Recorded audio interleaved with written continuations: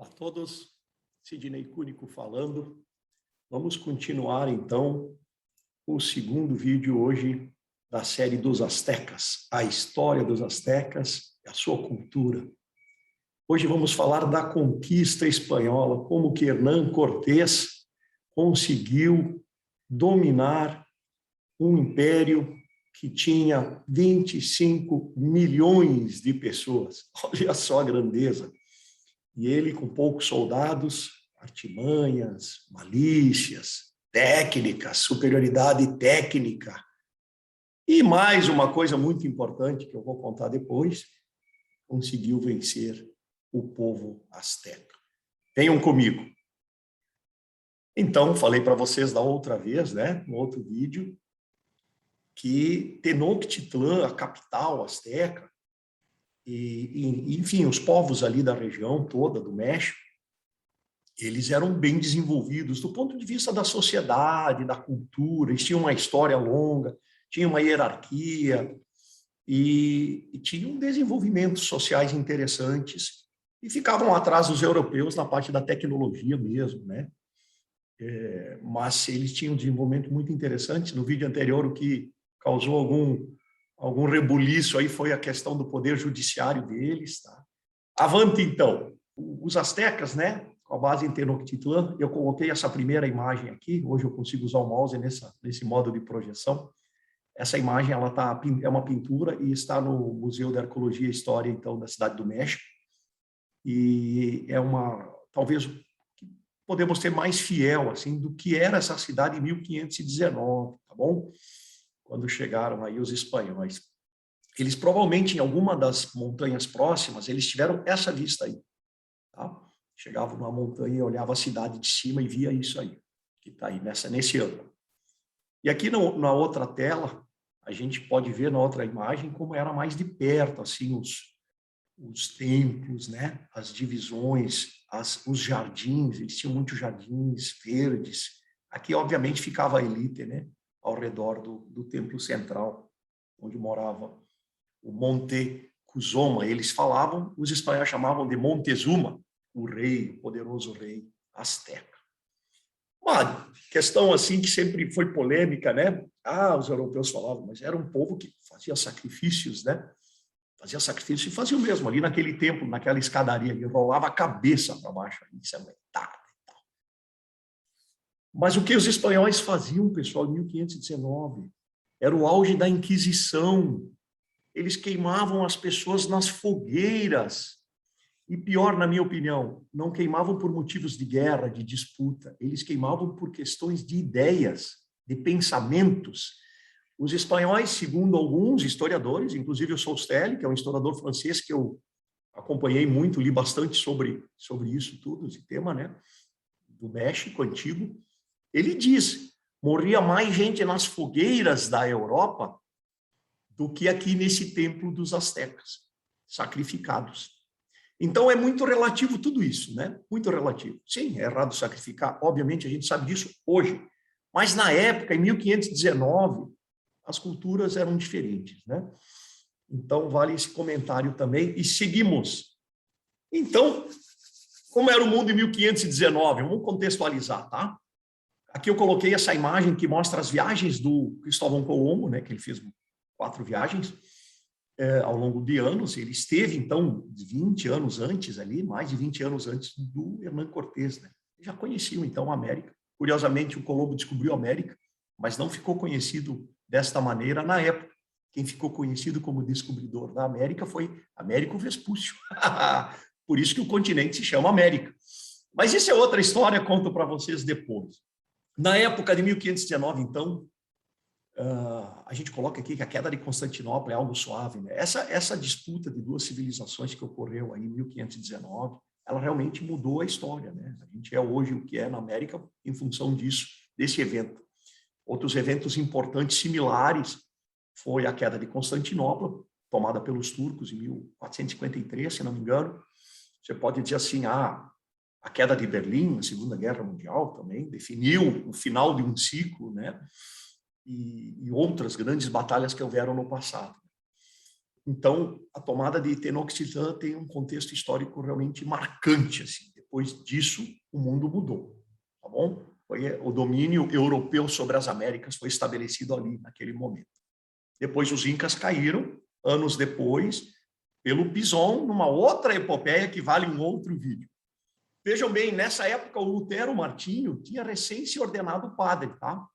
E o Martinho é o sujeito que vai criar o cisma da Igreja Católica, justamente contra aqueles problemas da Inquisição e outras questões que ele não concordava. Ele é alemão, ele vai fundar depois a Igreja dos Protestantes, né? O protestantismo de Martinho Lutero. Só para contextualizar, então, esse sujeito já era vivo. A Mona Lisa, pessoal, tinha recém sido concluída pelo Leonardo da Vinci, depois de anos pintando e tal. Mona Lisa, recém-concluída.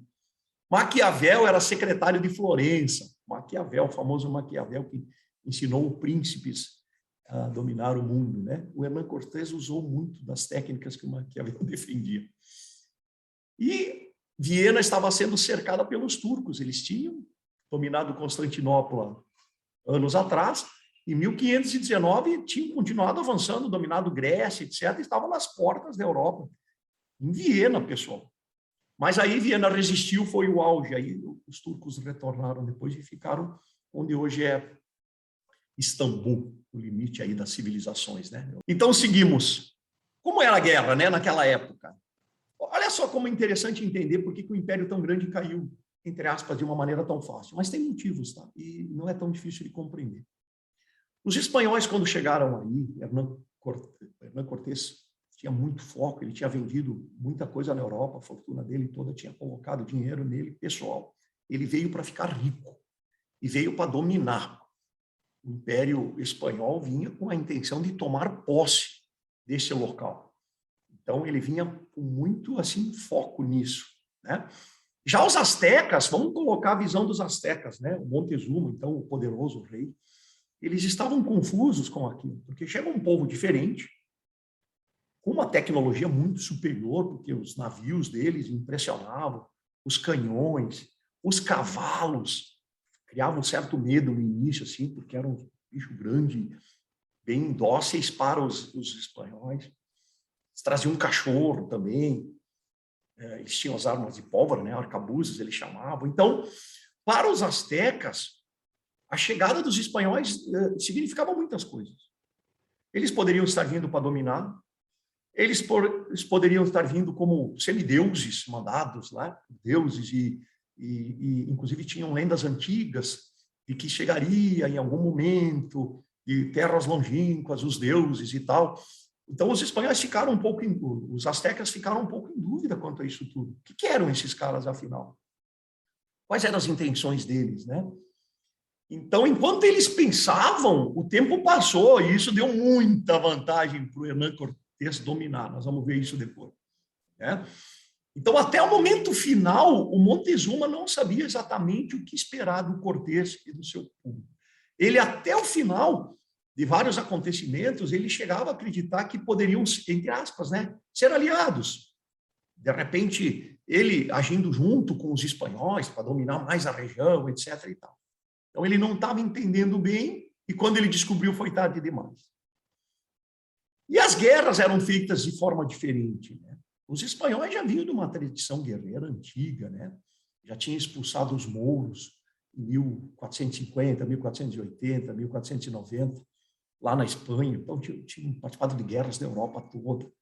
Então, ele já tinha as artimanhas da guerra, as estratégias dos generais, né, dos comandantes de guerra. E já a guerra americana, que era muito diferente, pessoal, muito diferente. A guerra americana, digamos, aqui, era mais cavalheiresca, assim. Primeiro, os astecas, claro, os astecas eram um povo guerreiro, eles tinham dominado aquela região. Mas a força, então, como eles fizeram isso? Guerreando e matando, claro, mas de uma maneira muito típica.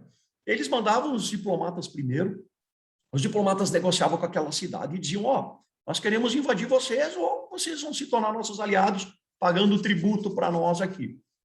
E os tributos eram pagos de várias maneiras, eles não tinham moeda circulante, tá? Era ouro quando tinha, era comida, carne, aves, plumas, cereais, várias coisas, tá? Então, o povo dizia assim, eu me rendo porque vocês são muito poderosos, então tá. Ficava assim, tá? Ia embora. Se eles não aceitassem, ele dizia, nós vamos vir guerrear com vocês. Isso tinha um processo, vinham 2, 3 vezes negociar, até que não teve conversa. Então eles marcavam uma guerra. Vai ter a guerra, começa na Lua, tal, daqui semana que vem, sei lá. E aí vinham os astecas, um povo guerreiro muito poderoso para a época, normalmente mais numeroso, pegando vilas menores, e atacava ali, dava realmente a guerra. Mas eles não vinham necessariamente para matar o oponente, eles tentavam capturá-lo. Tipo, para imobilizar o exército do adversário. Claro que muita gente morria, mas muito menos, pessoal. Não tinha aquele massacre total de cidade, sabe? Mata todo mundo, como a gente viu na Segunda Guerra Mundial, várias guerras europeias e tudo mais. O medo, a imposição, a terra arrasada, destruir a terra toda para o pessoal morrer de fome, etc. Não, eles vinham. E a guerra terminava quando o templo caía, o templo principal, porque o templo representava o deus dessa cidade. Então, os astecas vinham dominando ali, lutavam e tal. E quando tomava o templo, tocava as trompetas lá, os tambores, parava a guerra. Os outros se rendiam, tinham sido submetidos. O deus dos astecas, então, assumia o comando ali e eles ficavam súditos desse povo. Eles gostavam disso? Não, claro que não. Eles, né, tinham muitas rivalidades internas, né? Mas era assim. Os espanhóis vieram e usaram muito a estratégia, assim, enquanto os americanos, os povos ali da região dos astecas, entendiam como era a guerra, já tinham perdido. Tá? Então, várias questões aí.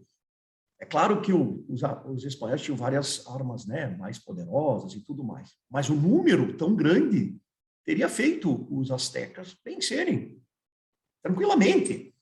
Mas teve mais um fator que vocês vão saber depois, que foi mais decisivo de todos esses. Seguimos. Está aqui ele. Esse é o fator importante. A doença, pessoal, varíola, tifo, gonorreia. Os espanhóis vinham de milênios de desenvolvimento do ser humano branco na Euroásia, né? Na Eurásia com conexão com a África. Então, a grandeza era muito maior, a troca de doenças entre si. E esse povo euroasiático, africano, ele foi desenvolvendo as proteções. A gente já entende bem disso por causa da pandemia, né? Foi desenvolvendo as proteções naturais. Morreram muita gente de peste na Europa, lembra? Então, eles já tinham as defesas naturais para essas doenças. Os americanos, não. O povo asteca, os povos locais, eles nunca tinham tido contato com essas doenças. Com outras, sim. Né? E aí, eles foram dizimados ao longo do tempo. Aqui estão os dados que eu coloquei. Em 1519, se estima em 25 milhões de pessoas ali no México. Não falo da América do Sul, que o Império Inca, que é outra história, e nem bem na América do Norte, lá nos Estados Unidos, tinham as tribos, né, de índios pele vermelha e tal, os comanches e tal, não entra nessa conta. Os 25 milhões de pessoas eram o México hoje, tá? Você veja aí que 1519 até 1568, nós temos ali 50 anos, 49 anos, morreu 90%, pessoal, caiu de 25 milhões para 2 milhões, tudo de doença. Os espanhóis mataram muitos nas guerras, mas parcela pequena em relação a isso aí. As doenças dizimaram as cidades ao longo dos anos, né? Depois que o Cortés chegou ali, e depois, então, as doenças foram se espalhando, as pessoas iam morrendo. Isso causou mais confusão ainda. Os deuses querem que a gente perca para os espanhóis. Olha só. Porque mesmo depois que caiu Tenochtitlan, que era a capital, ainda assim, aqueles povos locais poderiam resistir se tivessem se unido, né? Tivessem guerreado juntos e não tivessem tido essas doenças, eles teriam vencido os espanhóis ali, tranquilamente.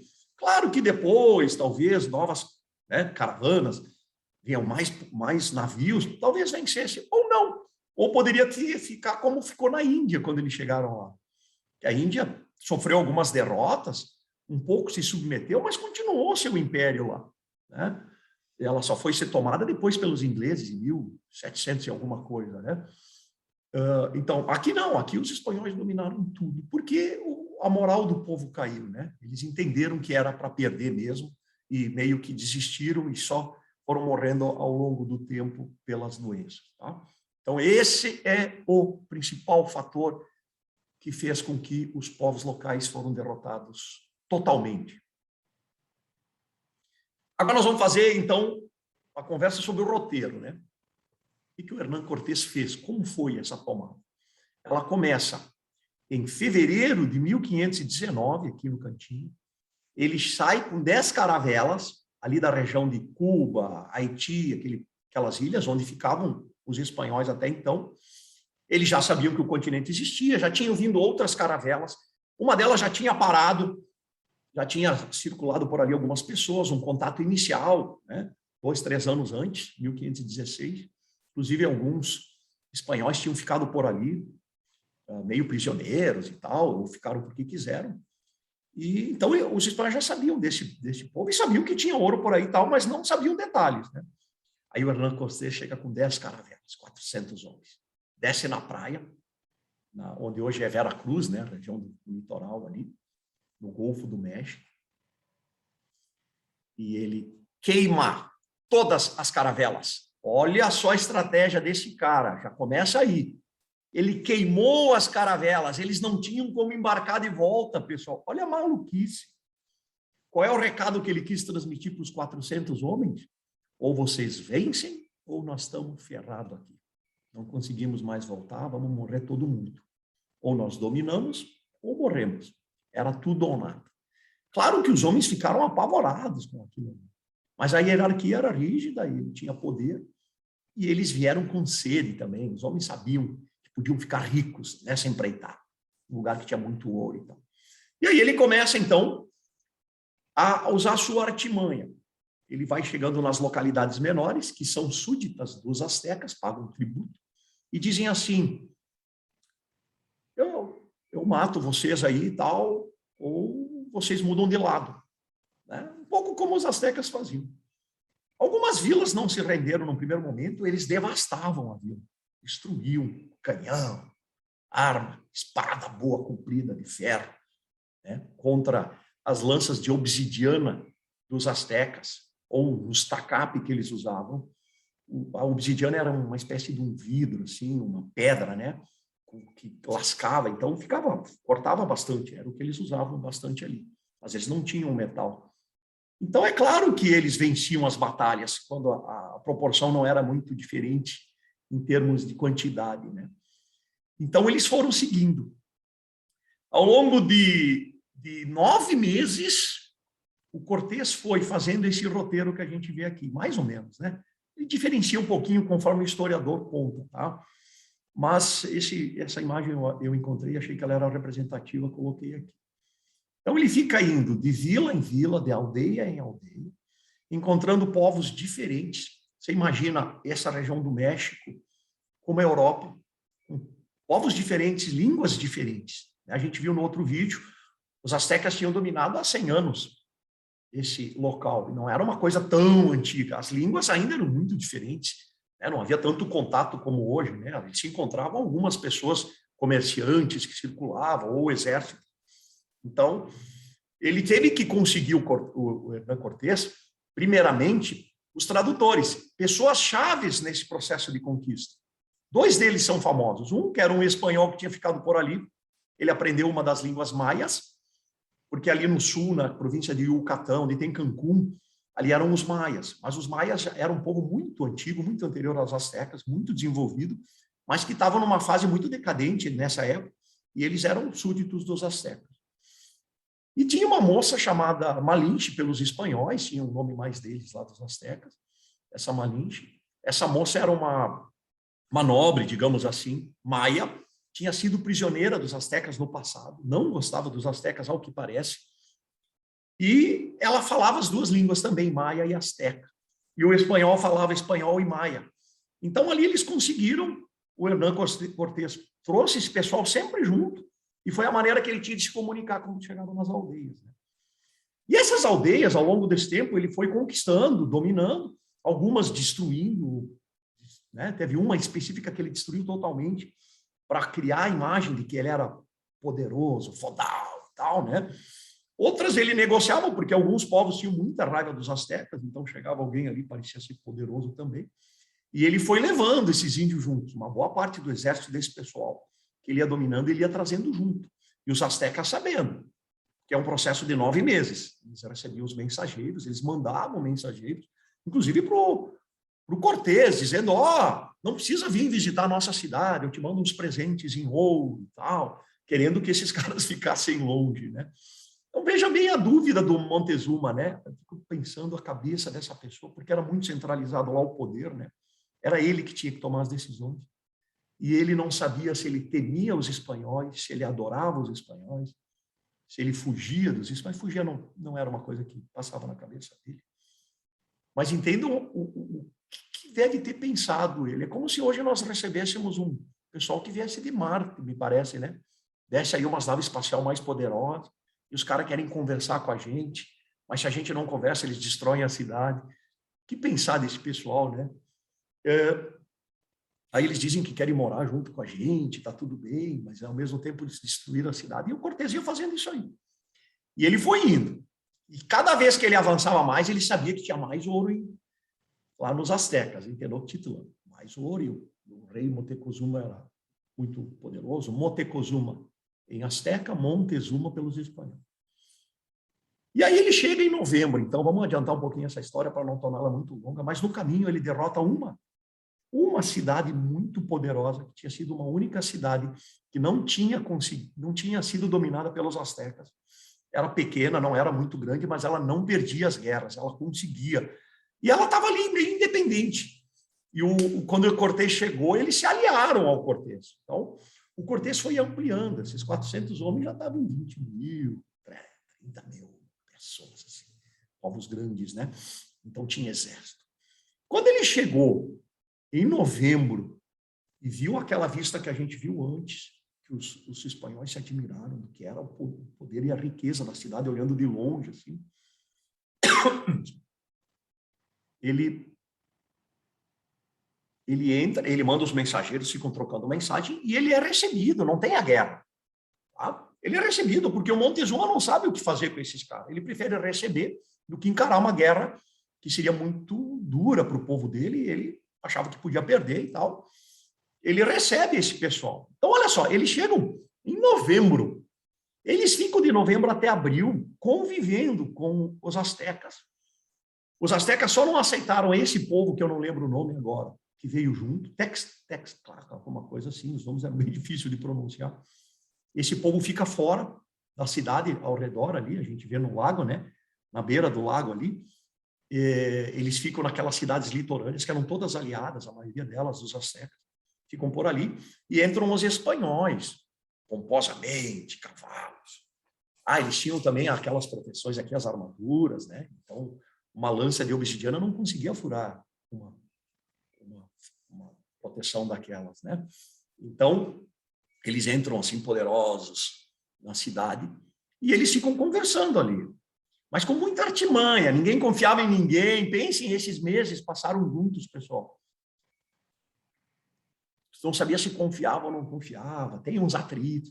Até que uma hora a coisa vai mudando a tal ponto que o Montezuma vira meio que um refém dos espanhóis, porque os espanhóis vão cercando esse rei, vão cercando, vão ficando cada vez mais perto, vão morando ali pelo tempo e vão dominando com espadas e coisas, e dali a pouco ele é meio refém.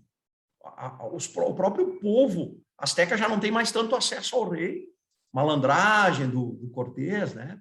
O Pizarro vai fazer algo parecido lá nos Incas, tá?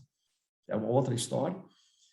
E aí acontece em abril, né? Então passaram aí quase 6 meses, um fato muito interessante que poderia ter mudado tudo isso. Olha como o mundo é engraçado, mesmo naquela época. Chega ali no litoral de Veracruz uma frota enorme de espanhóis, com mais gente ainda, 1.500 homens, eu não lembro o nome do comandante, e esse comandante chega com ordem do rei da Espanha de prender o Hernán Cortés. Olha só, pessoal, que maluquice. Por quê? Porque o Hernán Cortés, ele tinha cometido alguma ilegalidade lá atrás, e as comunicações eram muito lentas, o rei ouviu um lado da história e já meio que condenou ele, não era para matar, era para prender e levar de volta para a Espanha, ou para Cuba, eu não lembro ali, e ele ia ter que se explicar, mas ele teria que ir preso. E aí chega um mensageiro e avisa o Cortés, chegou lá os caras do fulano tal, eles querem te prender. E o Cortés, ele pensa, porra, cara, eu estou aqui no momento de domínio do processo, me chega esses caras. Então, eles ardilosamente não falam, eles comentam para os astecas que chegou uns parceiros, chegou mais exército, etc. e tal, para meter meso nos astecas. E o Cortés se retira com uma parte, ele teve que levar uma parte grande do exército dele, porque o Cortés foi para batalhar com os colegas, mas com mais artimanha ainda, ele foi muito esperto. Então, ele tinha um exército menor, ele tinha uns 400 homens, ele levou uns 300, deixou ali uns 100, eu não sei a quantidade agora exata. Então, ele se retira da cidade. Pensa para os astecas que a alegria, né? Foi embora, mal, tal. Mas ele é tão hábil, tão esperto, assim, no sentido de estrategista e tal, que ele chegou com um monte de ouro, já que tinha ganho. Ele chegou ao redor do acampamento dos espanhóis, de noite, mas ele conheciam, né, espanhóis, alguns se conheciam e tal. Ele consegue comunicação com alguns soldados do outro grupo e mostra para os caras, gente, olha aqui, ó, tenho muito ouro aqui na mão, vocês têm que me ajudar e não vir me prender. Mas ele sabia que o comandante não podia se render porque ele tinha a ordem do rei. Então eles atacam de surpresa esse acampamento e dominam os outros espanhóis. Morrem alguns, claro, mas não é uma mortandade porque ele rapidamente consegue fazer entender os outros soldados que eles podem ficar ricos. Então, eles dominam esse exército, prendem o comandante lá, inimigo, digamos, que era espanhol, e eles voltam um mês depois, 2 meses depois, em maio. Em junho, na verdade, eles retornam com um exército muito maior, mais de 1.000 pessoas daí. Então, vamos lá. Vamos por etapa, que essa história é muito interessante. Nesse meio tempo, no dia 20 de maio, acontece uma coisa maluca lá em Tenochtitlan. Tinha ficado um subcomandante do Cortés, com menos soldados, mas estava ainda ali, dominando. E claro que os astecas ainda não sabiam o que fazer. Mas eles meio que, tudo indica, não temos certeza, historicamente, em todos esses detalhes, mas tudo indica que os astecas estavam preparando um golpe aí para tomar de volta a cidade, a elite asteca, principalmente os padres deles ali, né? O pessoal que estava com ciúme, né? Porque já estavam falando de novos deuses, do deus total europeu, né? Então, os deuses dos astecas, ali, o pessoal estava sentindo que iam perder terreno. E mais o Montezuma e tudo, e o exército, eles tinham o seu exército ainda ali, eles estavam tramando alguma coisa. E teve, então, uma cerimônia no templo que esse subcomandante do Cortés, não sei o que aconteceu lá, ele ficou meio tenso lá, ele ordenou um ataque total e uma matança geral ali. Morreu muitas pessoas, muitos astecas, porque foram pegos de surpresa. Tá? Eu acho que o espanhol ficou sabendo de alguma coisa, não quis arriscar e atacou antes. O fato é que teve o que chama de chacina do templo, um fato histórico. Muitos astecas morreram, eles ficaram muito bravos. Ali parece que perderam a confiança total. Naquele momento foi a primeira vez que teve um ataque contra o povo asteca mesmo. Então os astecas entenderam que não ia dar certo com os espanhóis. E logo depois, em junho, chega o Cortés.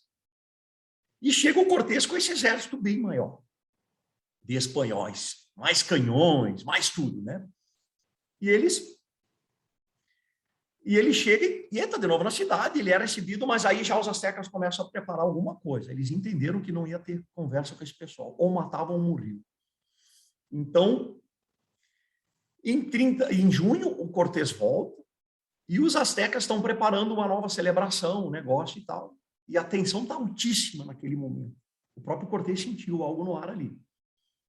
E aí ele ainda está mandando muito no Montezuma, e o povo asteca já não confia mais no Montezuma, porque o Montezuma não foi suficientemente firme com os espanhóis. Ele cedeu muito facilmente, né? Então ele perdeu moral perante o povo dele. E aí tem uma questão que acontece numa celebração. O Cortés teria trazido o Montezuma para acalmar o povo, porque a tensão estava muito grande e a quantidade de astecas era muito grande. O Cortés sabia que se esse pessoal atacasse dentro da cidade, eles não iam poder se defender com canhões, né? Ali, eles estavam juntos e eles poderiam perder. Então o próprio Cortés começa a sentir medo e ele leva o Montezuma para acalmar o povo, né? Lá numa sacada e tal. Aí tem algumas questões históricas que não estão bem claras também, então pode ter uma divergência conforme o historiador. Uns dizem que foi o próprio povo, outros dizem que foram os espanhóis que mataram o Montezuma.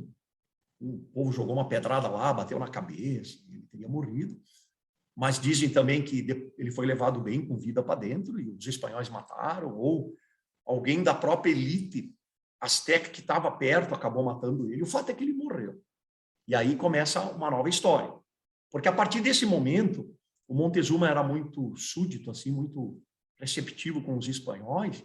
Isso não existe mais. Assume o irmão dele, que é o Cuauhtémoc, que era chefe do exército, um cara mais seco, mais duro, e que o Cortés não dominava pessoalmente, podia matar ele, talvez, ali, mas não dominava. Então, criou uma dúvida muito grande ali nesses dias seguintes, tá bom? E aí vem acontecer o fato histórico mais importante, momento chave de tudo, que era a última chance aí dos astecas. Os astecas, numa celebração logo em seguida, eles simplesmente atacam, não se sabe quem começou antes também, pode ter sido os espanhóis ou não, mas o fato é que os astecas vão com tudo para cima, e eles pensam, é vida ou morte agora. Temos um novo rei e temos a chance. E os espanhóis se enchendo de ouro, porque o Cortés se preparando para sair da cidade. Ele começou a sentir o drama, e ele pensou assim, eu vou me retirar para onde eu sou mais protegido, junto com aquele povo que me defende, que era um povo ali da região, que tinha milhares de soldados na orla do lago aguardando ali. Então, só que ele, ganancioso do jeito que são os espanhóis, eles querem sair com todo o tesouro asteca. Pensa, pessoal, os soldados com ouro nos bolsos, as mulas, os cavalos carregados, e carroças, e sei lá o que criaram para carregar ouro, de tudo que era tipo, prata, que eles tinham, pedras preciosas. E estavam se retirando da cidade. E os astecas disseram, podem ir, levem, é o butim, nós vamos nos livrar de vocês e tal, podem ir. Só que eles estavam preparando o ataque. Quando os espanhóis estavam, na maneira assim, mais sensível, pesados, os astecas vieram com tudo para cima. E atacaram tudo que puderam. Tinha barba, tinha cabelo branco, os astecas não tinham barba, né? Tinha pele branca, perdão, eles atacavam para matar. É claro que os espanhóis se defenderam, mas eles não podiam usar canhão, eles tinham canhões em cima do templo principal, mas eles iam atirar como? Era de noite. Os astecas rapidamente apagaram as fogueiras que puderam, ficou uma penumbra, e era morte para todo lado. E eles tinham os arcabuzes, mas eles davam um tiro e tinham que recarregar, não dava tempo. Então, a defesa grande deles era a armadura, as lanças com pontas de ferro e as espadas, que eram longas. Então, eles tinham muita vantagem. Mas eles não tinham vantagem numérica. Os astecas vieram para cima. Foi um desastre. Por pouco, o próprio Cortés não morreu, gente. O mundo teria mudado ali, nessa noite. A história teria sido diferente, mas ele não morreu.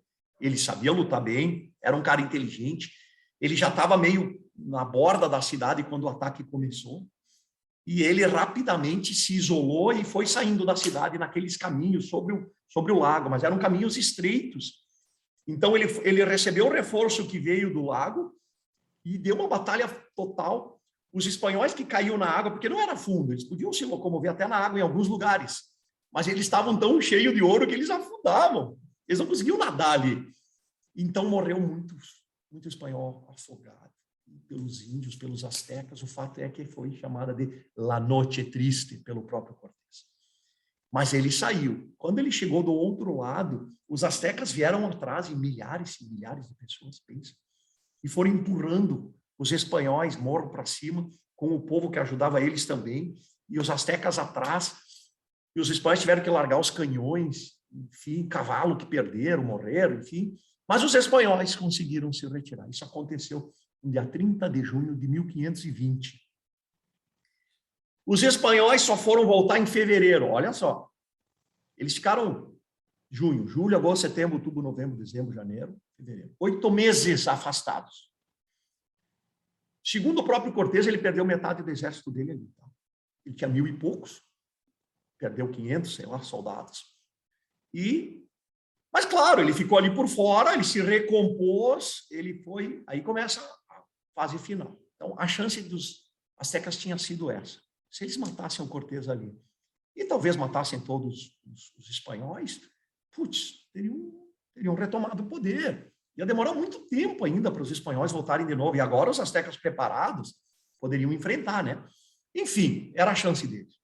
Mas eles não foram atrás ao ponto de matar todos os espanhóis. Eles preferiram recuar, porque afinal tinham muitos inimigos ali por perto.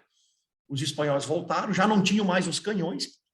Os astecas voltaram, jogaram os canhões todos na água. Eles acreditavam que, como ele fazia fogo, se jogasse na água, ele nunca mais ia ser usado, né, molhava. E eles achavam que estavam relativamente bem aí. E aí, eles ficam, então, ali se reorganizando, sofreram muito, perderam gente também, mas os espanhóis, do outro lado, começam, nas montanhas ao redor, começam a reunir de novo o povo dele lá, os povos aliados dos espanhóis, e voltam em fevereiro.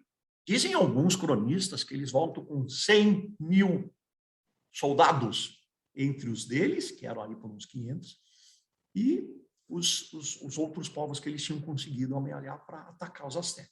Os astecas se juntaram novamente com alguns povos ali mais próximos, que eram bem aliados fiéis deles, e estavam por ali.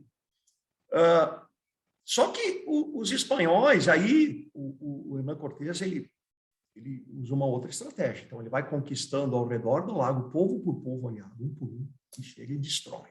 E chega e destrói. Não tem chance. Canhão e tal. Tem um detalhe, os espanhóis vão no lago e começam a achar o canhão, porque eles não estão muito fundo, então eles conseguem ir puxando os canhões para fora, deixam secar no sol, vários dias, se for o caso, e ele volta a ser utilizado. Isso foi um grande desânimo para os astecas. Eles achavam que não ia mais acontecer o tiro de canhão.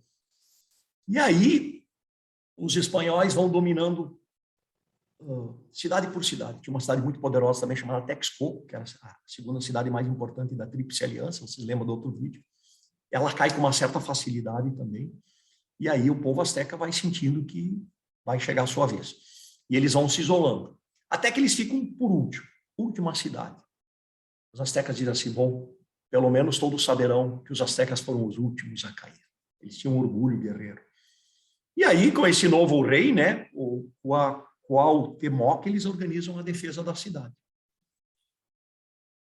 Então, os espanhóis voltam em fevereiro de 1521 e ficam atacando toda a região, e eles chegam na batalha final em agosto.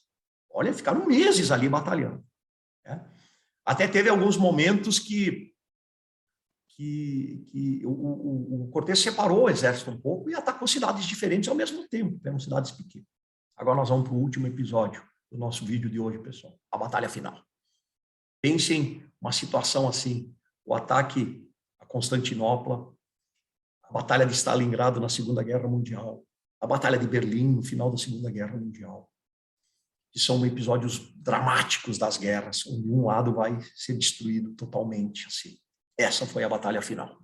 Tenochtitlan. 100 mil homens, vários canhões, com os espanhóis posicionando eles nos muros próximos.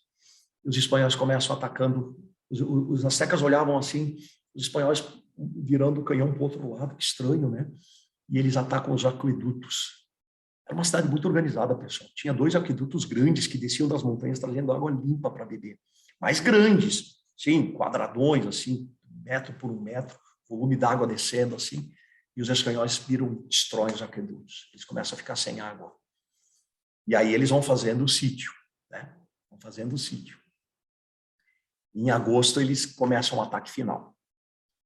E só que o Cortés, ali ele cometeu um erro, ele tentou atacar muito repentinamente, assim, e achou que ia dominar fácil, mas os astecas sabiam se defender, porque não tinha muitas estradas, era uma ilha, então os acessos eram estreitos, 2 ou 3 acessos que tinham. E eles destruíram, obviamente, os astecas se isolaram também para se defender, né? Todos os povos fazem isso para se defender.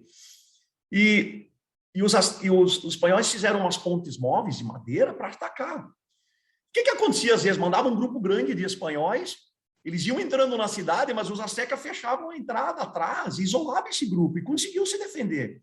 Aí os espanhóis não podiam dar muito tiro de canhão, porque tinha o próprio exército deles ali junto, e perdiam os espanhóis. E aí aconteceu um fato. Os astecas já sabendo, provavelmente, que iam ser, né, derrotados, porque eles estavam totalmente isolados, eles pegavam esses soldados espanhóis, sacrificavam no templo lá. Um monte de luz para os espanhóis verem lá. Nós estamos matando vocês. O Cortés ficou louco, pessoal. E aí começou. Só tiro de canhão. Tiro de canhão, tiro de canhão, tiro de canhão, tiro de canhão. Eles gastaram todo o ferro que eles trouxeram. Destruíram a cidade com tiro de canhão. Claro que... faltou um ponto bem importante aqui, que é fundamental nessa história. Quando os espanhóis voltaram 6 meses depois, as doenças tinham tomado conta de Tenochtitlan e toda a região, porque eles tinham convivido muito tempo com os espanhóis ali. Eles tinham morrido em grande escala, pessoal, em grande escala. Mais da metade da população tinha morrido, segundo os relatos que a gente tem aí. E estavam morrendo. A doença estava matando muita gente. Já tinha matado muito mais que os espanhóis. Então a moral também estava baixa. Eles sabiam que eles iam perder. Eles já não tinham mais o que fazer. Mas eles estavam ali. Ficaram isolados, sem comida, sem água, comiam um rato. Tudo que a gente leu sobre histórias de guerra. Por exemplo, Leningrado, na Segunda Guerra Mundial, o pessoal teve que comer sola de sapato, pessoal, porque foi isolado pelos alemães por 2 anos. História louca, que aconteceu quase no nosso tempo aqui.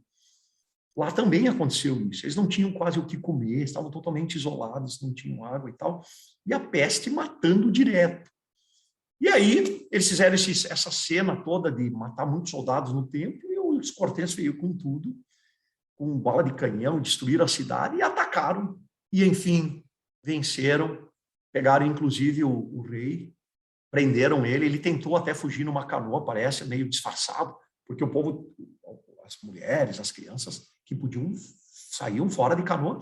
Os espanhóis viam que era uma família, eram umas velhas ali, umas crianças, deixavam. Quando era adulto, que podia ser soldado, atacavam, prendiam, matavam, enfim.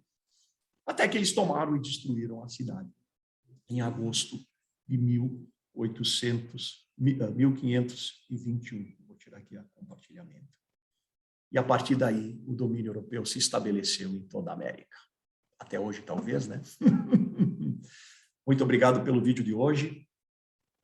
Vejo vocês no próximo vídeo. Até!